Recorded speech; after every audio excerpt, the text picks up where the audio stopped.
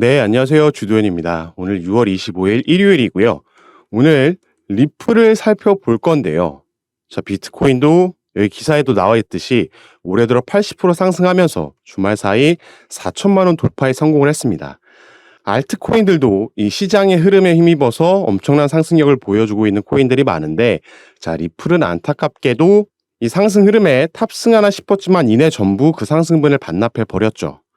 그래서 당연히 여기에는 아직 해결되지 않은 소송 이슈 때문에 900일 넘는 기간 동안 이어지고 있는 리플의 발목을 잡고 있는 이 소송 이슈가 그래도 막바지에 왔다고는 하지만 아직 해소되지 않았기 때문에 이런 현상이 벌어졌다라고 이해하시면 될 것 같고, 일단 코인 시장이 비트코인이 확실하게 반등하는 모습을 보여주면서 정말 오랜만에 4천만 원 돌파에 성공해 줬다라는 건 긍정적인 소식입니다.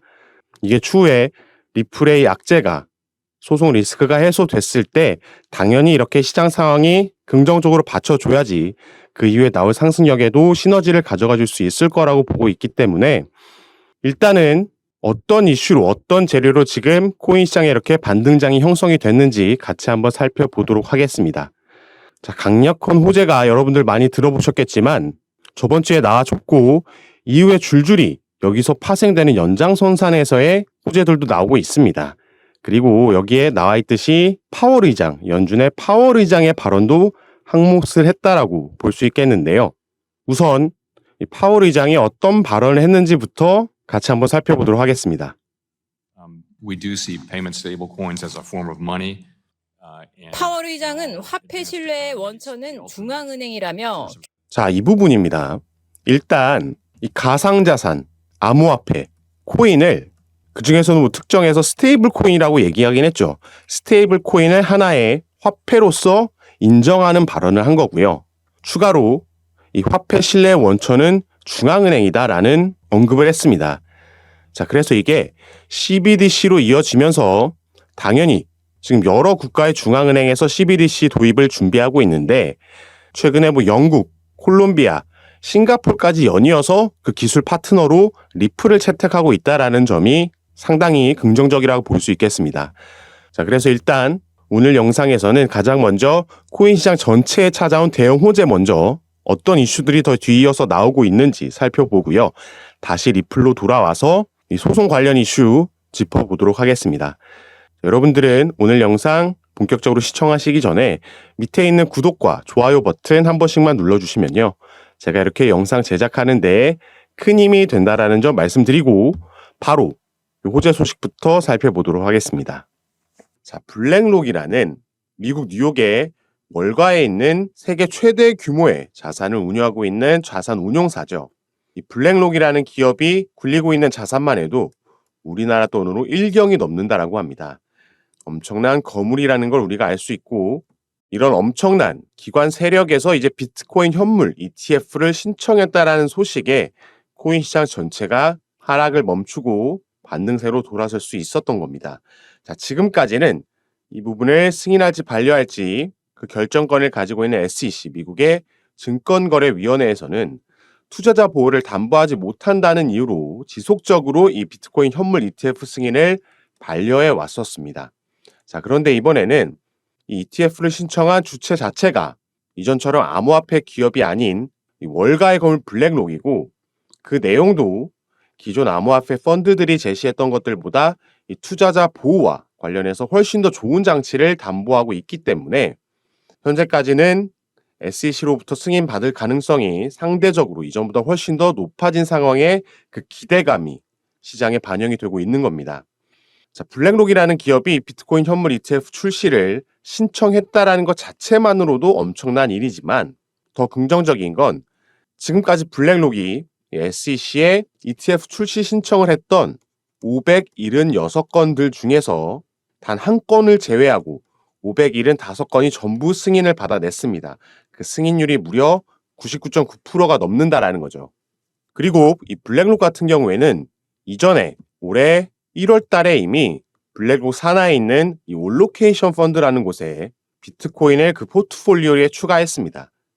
이 올로케이션 펀드는 보다 안정적인 자산들, 종목들로만 구성이 되어 있기 때문에 투자자들도 많이 참고하는 포트폴리오인데요. 여기에 6개월 전에 이미 비트코인을 추가시켰고 최근에는 이 기사를 보시면 이 시장 규제 공포 속에 글로벌 금융기관 비트코인에 간접 투자하고 있다라고 나오고 있죠. 그리고 여기 밑에 보시면 블랙록이 이 마이크로 스트레치 지분을 6%나 확보하면서 지분 순위 대주주 3위까지 올라갔다라고 나와 있습니다.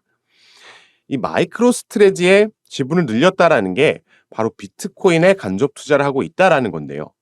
그 이유는 마이크로 스트래티지라는 기업이 비트코인을 가장 많이 보유하고 있으면서 때문에 그 차트도 항상 같이 움직이고 있기 때문입니다. 비트코인이 상승할 때 마이크로 스트래티지도 상승을 하고 그 상승률과 하락폭까지 거의 동일하게 움직이기 때문이죠. 그러면서 뱅크 오브 아메리카도 마찬가지로 투자액을 47배나 늘렸다라고 나와 있죠. 그래서 이 마이크로 스트래티지를 어느 기업이 얼마나 보유하고 있는지를 제가 보여드릴 건데요. 자, 현재 이 기사는 6월 16일, 4일 전에 나온 기사입니다. 그런데 오늘 체크해 보니까 이 부분이 또 순위가 바뀌었습니다. 자, 바로 Top 10 Owner of MicroStrategy라고 나와 있죠. 그리고 여기 지분율이 쭉 나와 있고 최근에 블랙록이 아까 기사에서처럼 거의 6% 가까운 수치를 기록하고 있는데 자, 분명히 4일 전 기사에서는 3위라고 했는데 지금 3위가 바뀌었습니다. 많이 들어보셨을 피델리티라는 기업이 최근에 엄청나게 그 보유량을, 지분량을 늘리면서 3위로 올라섰고요. 그래서 이 블랙록에 이어서, 이 호재에 이어서 추가로 그 호재의 시너지를 더하고 있는 게 바로 이 피델리티라는 겁니다. 자, 그래서 여기 보시면 블랙록에 이어서 피델리티가 여기도 마찬가지로 자산운용사입니다. 큰 규모를 가지고 있는 기관 세력이라고 볼 수 있겠고 여기서 지금 비트코인 현물 ETF 시장에 블랙록에 이어서 등판할 수도 있다라는 그 소문이 확산되면서 최근 주말 사이 만들어진 반등장에서 그 힘을 이어갈 수 있게 만들어주고 있는 겁니다. 자, 그런데 최근에 미국에서의 흐름은 이 규제기관, 증권거래위원회인 SEC가 계속해서 리플과의 소송도 마찬가지지만 코인 거래소들에도 기소를 하면서 규제를 강화하려는 움직임을 보여주면서 코인 시장이 전체적으로 하방 압력을 받고 있었는데 미국과는 별개로 홍콩 같은 경우에는 6월부터 VASB 라이센스를 도입하면서 코인 시장의 새로운 허브 역할을 하려고 뛰어들었죠. 그러면서 여기서 이전에 먼저 비트코인 현물 ETF를 홍콩에서 먼저 상장할 거라는 얘기가 계속해서 나왔습니다. 그래서 이게 빠르면 2분기, 늦어도 올해 하반기 안에는 이 비트코인 현물 ETF를 홍콩에서 먼저 상장할 거다라는 얘기가 나왔었는데 자, 미국에서 이런 흐름이 나오다 보니까 홍콩도 만약에 뒤처지고 싶지 않은 마음에 그리고 원래도 빠르면 2분기 안에 하려고 했으니까 이 부분이 마치 경쟁하듯이 이루어져서 홍콩에서 빠르게 이 부분이 또 진행이 된다라면 코인 시장은 또 한 번 이 상승 랠리를 이어갈 수 있는 그 힘을 받을 수가 있을 겁니다. 그래서 최근에 어려웠던 시장 흐름, 약세장 속에서 하나씩 이제 반등할 수 있을 만한 재료들이 나와주고 있다라는 점이 정말 반가운데요. 아직까지 시세 자체는 크게 상승하지 못했지만 그래도 이런 분위기가 만들어지고 있다. 그래서 지금이 우리가 매매를 진행할 때, 투자할 때 정말 집중해서 잘 살펴봐야 되는 시기가 되겠습니다. 가장 크게 우리가 자산시장에서 주식이든 코인이든 투자를 하면서 수익을 볼 수 있는 방법은 쭉 하락하면서 약세장이 이어지다가 반등을 할 때 여기서 저점을 잡아야지 이후에 나올 반등장, 상승장에서 그 수익률을 가장 크게 가져갈 수 있는 부분입니다. 지금 요런 흐름이 이어지고 있다라고 이해하시면 되는 거니까 그리고 이런 부분 매수와 매도 타점, 비중 조절을 어떻게 해야 되는지 제가 전부 우리 구독자님들과 함께하고 있는 카톡방에서 무료로 잡아드릴 겁니다. 그래서 최근까지 약세장에서 손실을 보고 있었다고 하더라도 우리가 이제부터 어떻게 대응을 하느냐에 따라서 그 손실분을 충분히 빠르게 복구하고 수익 전환해서 우리가 또 투자할 때는 수익을 보면서 해야지 재밌게 또 오래 투자할 수 있는 거니까요. 여러분들도 저와 함께 이 카톡방에서 함께 하시면서 재밌는 투자 그리고 안정적인 수익 얻어 가실 수 있었으면 좋겠습니다. 카톡방에서 함께 하시는 방법은 위에 제가 이렇게 제 전화번호를 적어놨습니다. 010-4951-8464번 위에 제 전화번호로 숫자 4라고만 문자로 보내주시면요. 제가 이 문자를 확인하는 대로 순차적으로 연락드려서 카톡방 초대를 도와드릴 겁니다. 전부 무료로 운영하고 있는 카톡방이니까 이 부분 안심하시고 제 전화번호로 숫자 4 문자 보내주시면 될 것 같고요. 들어오시면 여러분들께서 어떤 코인을 얼마에 평균 단가 보유하고 계시고 또 어느 종목에 어떻게 비중을 나눠서 들어가고 계신지 이 포트폴리오 구성하신 걸 보고 제가 개별적으로 매수매도 타점 잡아드리면서 비중 조절을 도와드려서 빠르게 수익 전환하실 수 있도록 개별적인 전략 짜드리도록 하겠습니다. 이거 전부 무료니까 이 부분 안심하시고 함께 하시면 좋을 것 같습니다. 자, 그럼 이제 리플로 다시 돌아와서 차트부터 먼저 보시면 자, 이날이죠. 이날 리플도 상승 흐름을 보여주나 싶었지만 전부 반납하면서 윗꼬리를 남기고 내려왔습니다. 그래서 우리가 확인해 볼 수 있는 게 이 중간에 가로질러 가고 있는 초록색 단기 이평선 라인 이 부분에 저항을 받으면서 맞고 떨어진 걸 확인할 수가 있죠. 시장에는 확실한 호재가 들어오면서 활기를 띠고 있지만 리플은 여전히 이 소송 이슈가 강력한 악재로 자리하고 있다 이렇게 보시면 되겠습니다. 하지만 이 소송 이슈도 일단 약식 판결 같은 경우에는 조만간 종료될 거라는 예상들이 나오고 있죠. 그래서 그렇게 된다라면은 그때는 이평선 돌파하는 게 문제가 아니라 우리가 길게 900일 넘는 시간 동안 기다려온 만큼 확실한 보상을 상승력으로 보여줄 수 있을 겁니다. 이것만 끝나게 되면 줄줄이 사업 영역도 그렇고 리플 같은 경우에는 이 상승력의 시너지를 더해줄 만한 이슈들이 기다리고 있죠. 그래서 가장 먼저 그 시점에 대해서 종료 시점에 대해서 같이 한번 살펴볼 건데요. 자, 이 이미지 같은 경우에는 제가 이 리플과 SEC의 소송을 관장하고 있는 뉴욕 법원의 웹사이트에서 캡처해온 이미지 파일입니다. 자, 여기 보시면 6월 13일 날 흰먼 문건이 공개된 날이죠. 같은 날 이렇게 6개의 문건을 업로드할 수 있는 페이지가 새롭게 생성이 됐습니다. 그리고 그중에 3건의 문건은 이미 업로드돼서 다운로드할 수 있게 되어 있고요. 여기서 가장 중요한 건 맨 위에 있는 이 Summary Judgment. 이게 바로 판결문인데요. 지금 판결문을 업로드할 수 있는 페이지가 생성되면서 이때 6월 13일부터 이 XRP 커뮤니티에서는 조만간 이 판결문이 나오는 거 아니냐라는 기대감이 형성이 됐던 겁니다. 자, 그리고 나서 이 마르크 파겔이라는 인물. 자, 이 사람은 전직 SEC의 샌프란시스코 지부 이사를 역임했던 변호사 출신인 인물입니다. 자, SEC에서 고위 관계자 이사까지 역임을 했었기 때문에 당연히 내부 업무 프로세스에 능통할 거고요.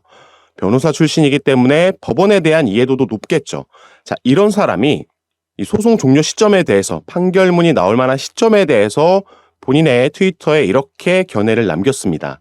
자, My guess is a ruling 판결문이죠. is coming within days. 며칠 안에, 수일 안에 나올 수도 있다라고 6월 16일 날 얘기를 한 겁니다.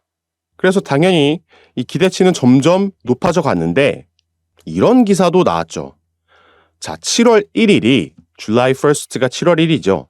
왜 7월 1일이 리플의 loss judgment, 소송 판결의 중요한 날짜냐라는 제목의 기사가 나왔습니다. 그리고 여기서의 핵심은 바로 US Federal Reserve, FOMC, 미 연준이죠. 미 연준에서 7월 1일 날 Fed Now라는 미국의 느려터진 송금 시스템에 혁신을 가져올 만한 기술력을 도입하겠다라고 밝힌 날짜입니다. 자, 그런데 이 연준에서 Fed Now를 도입하는 것과 리플의 이 소송 판결이랑 어떤 연관이 있는 거냐 이렇게 생각하실 수가 있는데요. 자, 이 Fed Now를 제가 몇 달 전부터 영상에서 자주 언급하면서 설명드렸던 부분이 이 연준에서 Fed Now라는 기술력을 도입하기 위해서 파트너십을 맺은 이 협력사들 가운데 무려 3개의 기업이 이 리플의 파트너사라고 말씀을 드렸습니다. 그렇기 때문에 연준이 7월 1일에 이 Fed Now를 도입을 하는데 그 배경에 있는 간접적으로 얽혀있는 리플이 다른 정부의 규제기관인 SEC와 소송을 벌이고 있다는 게 당연히 탐탁지 않고 보기 좋지 않다라는 거죠. 그래서 지금 꽤 설득력 있는, 그래서 Fed Now를 도입하는 7월 1일 전에는 일단은 약식 판결이라도 끝낼 수 있게 판결문이 나올 거라는 예상이 나오고 있는 거고요. 이 제러미 호건이라는 변호사는 구체적인 요일까지 말을 해줬습니다. 자, 리플과 SEC의 소송을 팔로잉하고 있는 친리플 3명의 변호사 중 한 명이죠. 자, 제레미 호건 변호사는 우리는 숨죽이며 기다릴 거다. 매주 목요일과 금요일이라고 언급을 했습니다. 이 목요일과 금요일이 지금 이 소송이 벌어지고 있는 뉴욕 법원에서 통상적으로 판결문이 나오는 요일이라는 거죠. 그래서 종합을 해보면 자, 이제 얼마 남지 않았습니다. 이틀은 지나갔고 7월 1일 전에 목요일과 금요일. 남은 건 이제 다가오는 새로운 한 주에 29일과 30일이 되겠죠. 가장 유력한 날짜로 지금 요 날짜가 꼽히고 있는데 사실 여기에 절대 올인할 필요는 없고요. 이렇게 오늘 우리가 살펴본 건 어디까지나 이 개인들의 물론 이해도가 높은 사람들이지만 개인들의 견해일 뿐 확정적인 건 하나도 없다. 확실한 건 이 소송을 관장하고 있는 이 토레스 판사만이 알고 있다. 그렇기 때문에 이 날짜가 지나가고 나면 기대감이 형성됐는데 판결문이 나오지 않았다. 실망 매물이 또 나올 수도 있다라는 점을 우리가 염두에 두고 매매에 임해야겠고 이것보다 시점보다 중요한 건 어떤 내용의 판결문이 나오느냐 바로 이 부분이 되겠습니다. 그리고 여기서의 핵심은 과연 토레스 판사가 2차 시장 판매에 대해서 어떤 판결을 내놓을 거냐 아니면 애초에 다루지 않고 정식 재판으로 회부시킬 거냐 이런 부분도 우리가 중요하게 봐야겠죠. 긍정적인 시나리오를 살펴보자면 이 2차 시장 판매라는 건 리플이 ODA를 구축한 이후에 판매된 XRP를 의미합니다. 자, 이 부분이 증권이 아니다라는 게 만약에 판결문에 들어가게 된다면 시장은 이걸 리플의 승소와 다름없다라고 받아들일 거고 본격적인 상승 모멘텀의 시작이 될 수 있을 겁니다. 그래서 이렇게 되면 리플은 준비하고 있는 기업 공개, IPO를 곧바로 진행하려고 준비 중이다라고 말씀드렸죠. 그래서 실제로 4월에 이미 비공개 로드쇼를 뉴욕에서 진행을 했고 여기에 미국 뉴욕 월가에 대형 투자자들이 전부 참석했다라고 전해지면서 리플이 IPO를 하게 되면 대규모 자금이 투자 자금이 유입될 거다. 그러면서 이 소송 종료 시너지와 함께 더 큰 상승력을 보여줄 수 있다라고 말씀을 드렸습니다. 하지만 그렇지 않을 시나리오에도 우리가 대비를 해야겠죠. 어떻게 되든 정식 재판으로는 아마 회부될 가능성이 큽니다. 2차 시장 판매에 대해서 토레스 판사가 판결을 내놓든 안 내놓든 정식 재판으로 가게 되면서 이 배심원 판결로 갈 공산이 크다라고 볼 수 있겠고요. 그렇게 된다라면 완전히 소송이 종료될 때까지는 시간이 더 걸릴 수도 있고 지지부진한 시간이 더 이어질 수도 있다라고 염두에 둬야겠죠. 그래서 양쪽 시나리오에 모두 준비하고 대비하는 자세가 필요하겠습니다. 자, 이런 부분 제가 미국 현지에서 나오는 뉴스와 정보들 가장 빠르게 카톡방에 업로드해 드리면서 공유해 드리면서 어떤 스탠스를 우리가 가져가야 하는지 제가 매수매도 타점과 비중 조절까지 도와드릴 거고요.